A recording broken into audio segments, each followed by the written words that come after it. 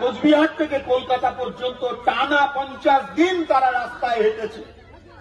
আমাদের বর্ধমান শহরেও সেই ইনসাফ যাত্রা এসেছিল। আমরা দেখেছি যে অসংখ্য মানুষ, শুধু যুবরা ছাত্ররা নয়, অসংখ্য মানুষ যারা দিল্লির মোদী সরকার, রাজ্যের মমতা সরকারের নাইনসাফির বিরুদ্ধে যারা ইনসাফ চায়, সেই সমস্ত মানুষ দুহাত তুলে আশীর্বাদ জানিয়েছে।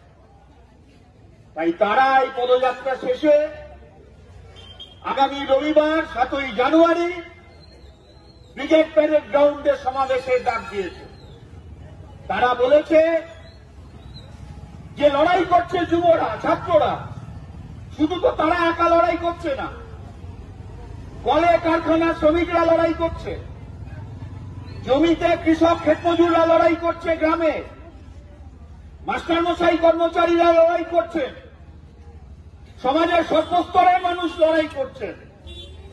এবং এই লড়াইয়ের বিভিন্ন রকম দাবি আছে, কিন্তু তার একটা সাধারণ কথা যে সবাইকে লড়তে হচ্ছে দুটো সরকারের অত্যাচারের বিরুদ্ধে, দুটো সরকারের নাইনসাফির বিরুদ্ধে। তাই যুবরা ডাক দিয়েছে যৌবনের ডাকে জনতার সমাবেশ, যৌবনের ডাকে আগামী রবিবার জনতার ব্রিগেড হবে। আমরা সবাই সেই ব্রিগেডে যাব।